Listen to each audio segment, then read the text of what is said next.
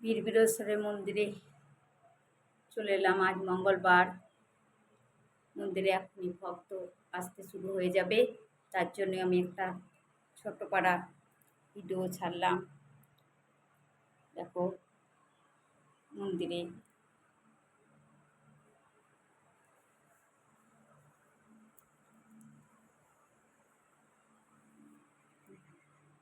মহামায়া মহাকালীর জয়, জয় মা চণ্ডী সর্বমঙ্গলার জয়।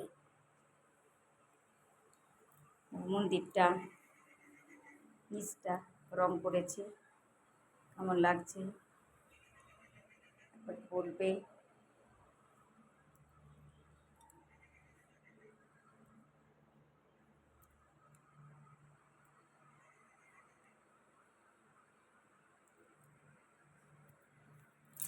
বাবা বীরেশ্বরের মন্দিরে আমি কোনো ভয়ে ডরে কোনো কথা বলি না, যা বলি সত্যি বলি।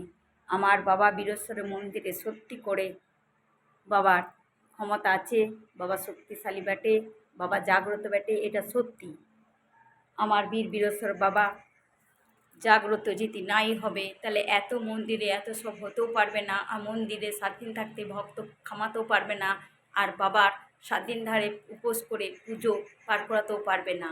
বাবা ব্যাটে জাগ্রত, যেটা আমি জন্ম থেকে দেখে এসেছি, সেটাই আমি তোমাদের কাছে বলেছি। জয় বাবা বীরেশ্বরের জয়। আমার মা চণ্ডী সর্বমঙ্গলা 8 হাতে 8 রূপে শক্তিরূপের মহিমা আছে বলে আমি তোমাদের কাছে বলতে পেরেছি। আমার মায়ের মহিমা, আমার কাছে ছোট্ট বাচ্চা রূপে মা এসেছে, বাচ্চা রূপে মা আমাকে দেখা দিয়েছে, 8টা হাত রূপে সিংহর উপরে বসে দেখা দিয়েছে। সেইভাবে মাকে গড়তে পেরেছি, সেইভাবে মাকে আটনে বোস করাতে পেরেছি।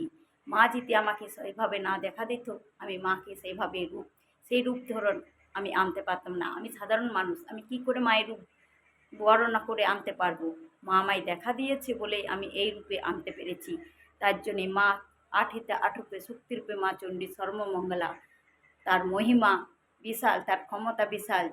যে ভক্তি ভরে ডাকবে, যে ভক্তি ভরে আসবে, মন প্রাণ হৃদয় দিয়ে এই মন্দিরকে আসবে, সঘরে মা তোমাদেরকে সত্যি কথা বলে দিতে পারবে।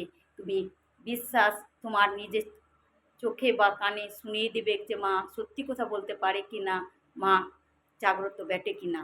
জয় মা চণ্ডী সর্বমঙ্গলা। প্রত্যেকটা কাজ মা করে দিতে পারে, প্রত্যেকটা কাজ যেখানে সমাধান না হয়, কিন্তু মায়ের কাছকে এলে মা ঠিক সমাধান পথ দেখিয়ে দিতে পারে, যে হ্যাঁ এই রাস্তায় চলো, এই কাজটা ঠিক হয়ে যাবে। জয় মা চণ্ডী সর্বমঙ্গলার জয়।